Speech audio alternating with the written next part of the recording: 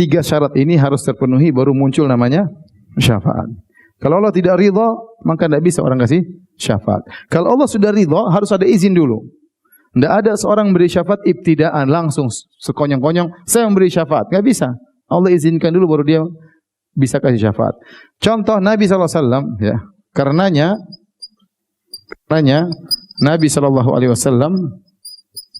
tatkala di padang mahsyar ingin memberikan syafaatul uzma, apa yang dilakukan oleh Nabi SAW? Apakah langsung beri syafaat? Tidak. Nabi apa dulu? Sujud dulu. Sujud, kemudian memuji Allah dengan waktu yang lama. Setelah itu baru Allah izinkan, Allah mengatakan, ya Muhammad, ya, irfa ra'sak wasal tu'tah washfa tushaffa. Baru Allah kasih izin, kata Allah, ya Muhammad, angkat kepalamu, mintalah kau akan dikabulkan, baru beri apa? Syafaat. Nabi tidak sekonyong-konyong kemudian apa? Minta saya. Nabi minta izin dulu, sujud dulu. Sujud di bawah arsy Allah, memuji-muji Allah, ya. Baru kemudian Allah kasih izin untuk beri syafaat. Dan di sinilah poin yang sangat penting yang menjadikan orang-orang musyrikin terjerumus dalam kesyirikan dalam syafaat. Tatkala mereka mengkiaskan Allah dengan raja dunia. Tatkala mereka mengkiaskan Allah dengan raja dunia. Perhatikan. Kalau di dunia namanya presiden, namanya raja, dia tidak mampu untuk menjalankan negaranya sendiri. Dia tidak mau menjalankan peraturan sendiri, dia tidak mampu. Mungkin dia bikin peraturan tapi dia tidak bisa jalankan. Dia butuh orang-orang yang harus membantu dia. Maka dia butuh kepada menteri-menteri, dia butuh kepada pembesar-pembesarnya. Sehingga dia punya keperluan kepada menteri-menteri tersebut. Nah, menteri-menteri tersebut mereka bisa beri syafaat langsung tanpa orang mau ketemu presiden susah, udah lewat menteri, menterinya kasih memo. Apakah menteri telepon dulu, Pak Presiden, saya butuh izin mau kasih memo? Enggak, langsung dia tulis memo.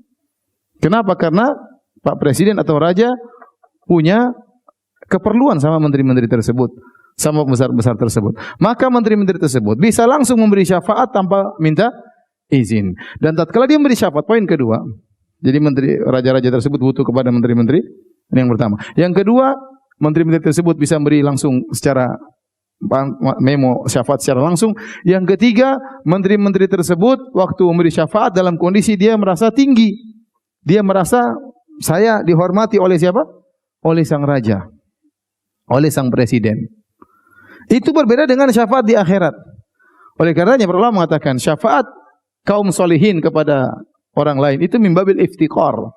Bukan membabil wajah, bukan membabil seorang merasa tinggi, enggak. Tapi lihat Nabi sujud, dia minta kepada Allah agar beri syafaat, bukan langsung tiba-tiba kasih syafaat. Jadi minta, berdoa kepada Allah, sujud kepada Allah agar diberi apa? Diizinkan untuk memberi syafaat. Karena apa? Karena Allah Maha sempurna. Allah tidak butuh siapapun untuk mengatur alam semesta ini. Allah tidak butuh siapapun untuk mengatur alam semesta ini, ya. Allah ciptakan malaikat-malaikat untuk mengatur alam sekedar untuk bukan Allah butuh kepada mereka, tapi Allah ingin menjelaskan bagaimana kuasaan Allah. Allah punya anak buah yang banyak. Allah bisa menjadikan makhluknya yang bisa memiliki kekuatan yang luar biasa. Tapi Allah tidak butuh dengan mereka. Mereka tidak ada pun enggak ada masalah. Makanya tatkala hari kiamat kelak kata Allah Subhanahu wa taala, ya wa nufikha fis sur fa sa'iqa man fis samawati wa man fil ardi illa ma syaa Allah. Semuanya mati, ditiupkan sangkakala, semuanya mati. Allah atur alam tatkala itu. Allah hancurkan, Allah adakan lagi, semuanya mati. Ya, Allah tidak butuh dengan malaikat. Kalau Allah matikan mereka semua, gampang bagi Allah Subhanahu wa taala. Tapi Allah ciptakan mereka, malaikat-malaikat tersebut untuk menunjukkan bahwasanya makhluk-makhluk Allah ada yang hebat, pasukan-pasukan Allah ada yang hebat. Jadi di sinilah poin yang menjadikan orang-orang terjerumus dalam kesyirikan karena mengkiaskan Allah dengan raja di dunia. Baik, saya tuliskan poin tersebut tadi. Ya, kenapa salah mengkiaskan?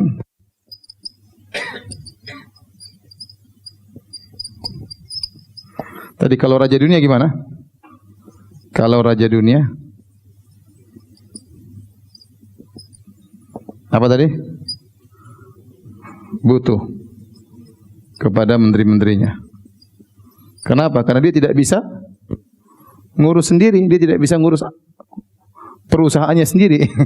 Jangan karena presiden perusahaan kita di rumah saja nggak bisa ngurus, butuh istri. Ya. Apalagi kalau rumahnya 2 kan butuh istri juga lebih banyak. Ada aja Ustaz ya. Butuh kepada menteri-menterinya. Yang kedua, menteri-menteri bisa langsung kasih memo.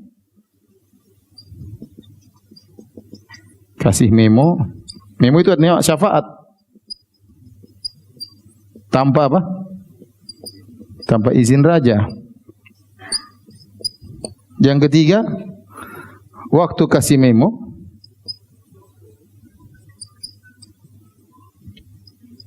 dia pede. Iya kan? Dia pede karena dia tahu raja butuh sama dia. Paham? Karena dia tahu raja butuh dan menghormatinya.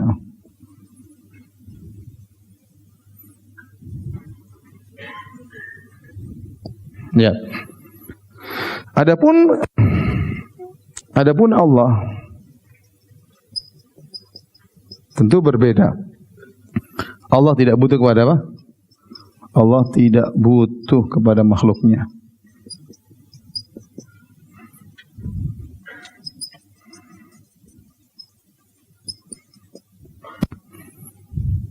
Yang kedua, tidak ada yang memberi syafaat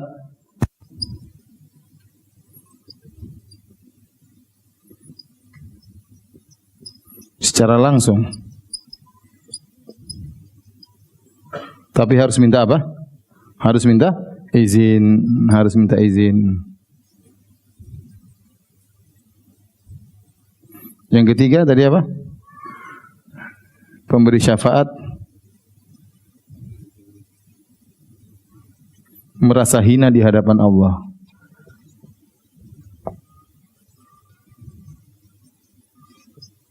Bukan merasa mentang-mentang. Adapun kalau menteri ada mentang-mentangnya kepada raja atau presiden. Paham? Ini yang membuat mereka salah dalam menganalogikan antara ya syafaat di dunia dengan syafaat di akhirat. Baik, kita beranjak yang ketiga. Wala yashfa'una liman irtadha. Siapa yang Allah ridhoi supaya bisa dapat syafaat? Tidak semua orang. Siapa yang bisa dapat syafaat harus ahli tauhid. Ahli tauhid. Semakin sempurna tauhid,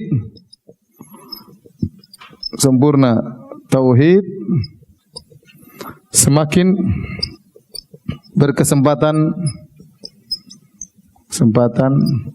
dapat syafaat. Dapat syafaat. Bahkan syafaat Nabi SAW. Oleh karenanya Abu Hurairah pernah bertanya, "Ya Rasulullah," dalam Sahih Bukhari, "Man as'adun nasi bi syafa'atika yaumal qiyamah?" Kata Abu Hurairah, perhatikan sini, "Man as'adun nasi bi syafa'atika yaumal qiyamah?"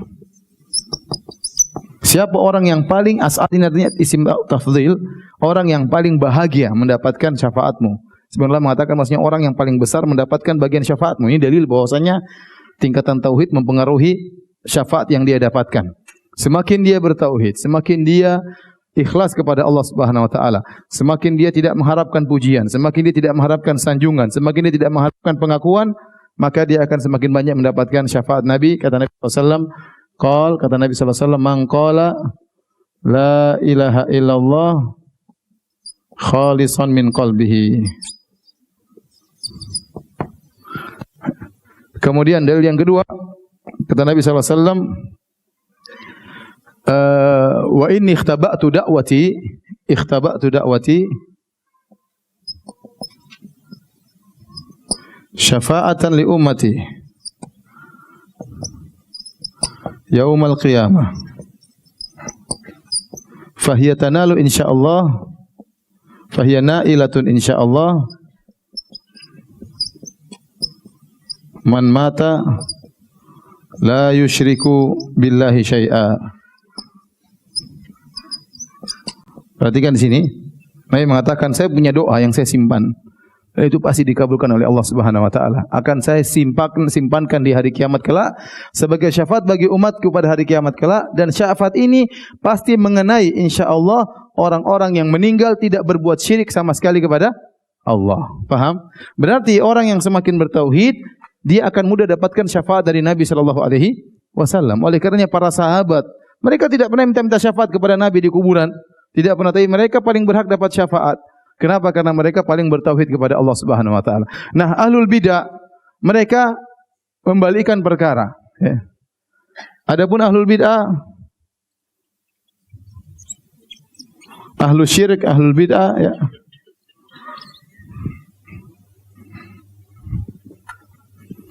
mereka menjadikan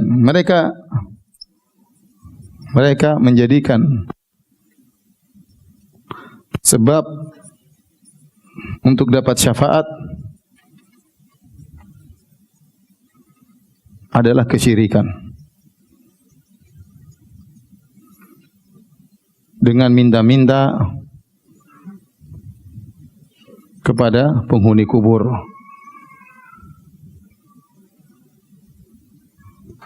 Kata Ibnu Qayyim rahimahullahu taala, mereka ini ingin minta syafaat kepada penghuni kubur.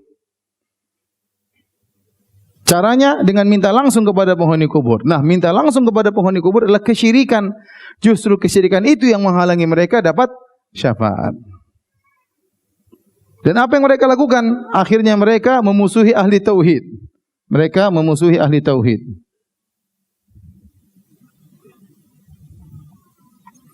Mereka merendahkan Allah.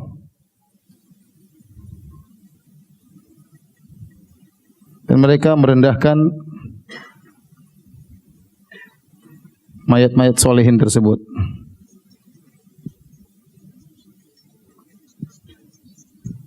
Kenapa? Mereka akhirnya musuh ahli tauhid mengatakan, jangan kalian minta kepada penghuni kubur. Kata mereka, kalian tidak menghargai wali-wali Allah. Ini wali-wali Allah punya kedudukan di sisi Allah. Kita minta syafaat dari mereka. Ya. Padahal perjalanannya panjang. Ya. Ini wali-wali Allah harus dikasih izin dulu oleh Allah Subhanahu wa taala, harus minta izin dulu kepada Allah. Kalau Allah sudah kasih izin, mereka tidak bisa sembarang kasih syafaat, tapi harus kepada orang yang Allah apa? Ridhai, ya. Terus tidak semua syafaat, mungkin syafaat tertentu yang Allah berikan, tidak syafaat bebas terbuka seperti itu, ya. Jadi mereka menjadikan sebab untuk mendapat syafaat dengan minta kepada penghuni kubur. Justru itu kesyirikan yang akan menghalangi mereka dari syafaat. Mereka merendahkan Allah. Kenapa?